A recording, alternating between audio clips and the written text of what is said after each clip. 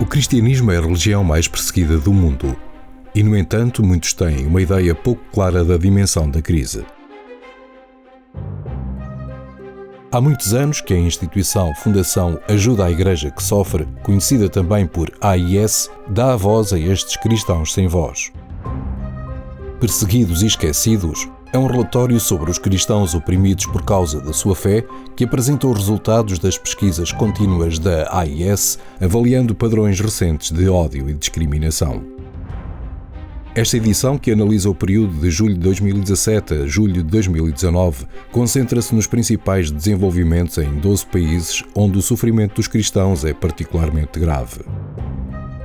No Médio Oriente, após a derrota militar do Daesh em 2017, a escala de violência contra os cristãos diminuiu.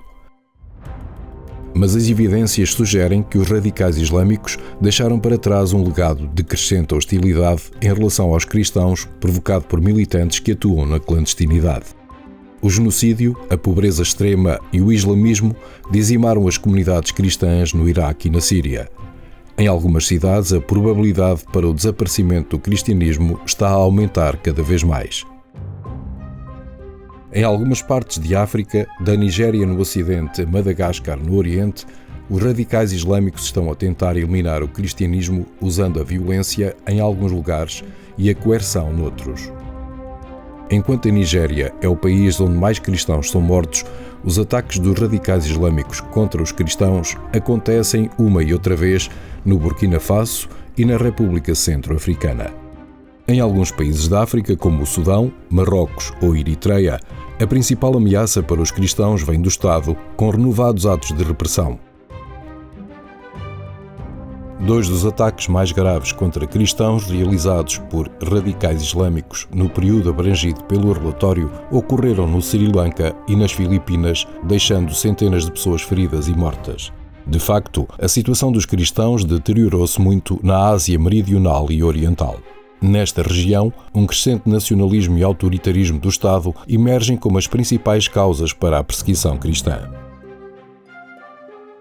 Anteriormente, a Coreia do Norte, onde os cristãos são rotineiramente presos em campos de trabalho, foi identificada como o pior lugar do mundo para se ser cristão.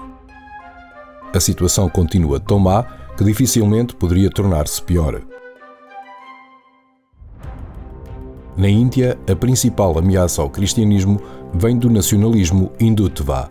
Mais de 1000 ataques a cristãos foram relatados e mais de 100 igrejas foram fechadas.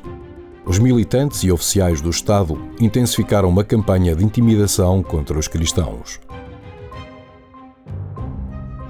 Os ataques extremistas hindus também aumentaram no vizinho Sri Lanka, onde o principal alvo foram os cristãos e muçulmanos.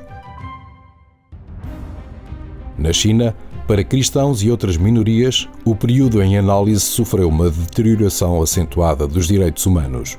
Embora o Vaticano tenha assinado um acordo provisório com a China, permitindo que o regime tenha voz nas nomeações episcopais, a repressão da Igreja Católica aumentou acentuadamente. No Paquistão, foi registado um aumento alarmante dos casos de violência contra grupos religiosos, tanto por atores estatais como por não estatais, muitos deles influenciados pelos talibã do vizinho Afeganistão. Apesar do avanço com a absolvição da Asia Bibi, uma mulher cristã no corredor da morte por acusação de blasfémia, o governo falha em enfrentar o crescente clima de intolerância em relação às minorias. As iniciativas da comunidade internacional em resposta à perseguição de cristãos emergiram como um tema importante durante o período analisado pelo relatório. Em resposta à crescente preocupação de que o Ocidente ignorou amplamente a perseguição cristã, a comunidade internacional demonstrou um envolvimento sem precedentes com o tema nos 2 últimos anos. Independentemente do que possa resultar das iniciativas da comunidade internacional, estas demorarão a materializar-se. Diante de constantes ataques violentos, êxodo forçado e possível extinção, os cristãos, mais do que nunca, não têm tempo para esperar.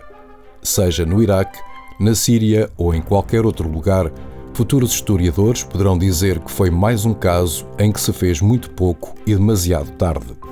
Quaisquer que sejam os desafios do futuro, a AIS permanece comprometida em ajudar os cristãos não apenas a sobreviver à perseguição, mas também a testemunhar a sua fé. O seu testemunho de esperança contra todas as probabilidades é a maior fonte de inspiração para todos aqueles que estão dedicados a ajudá-los.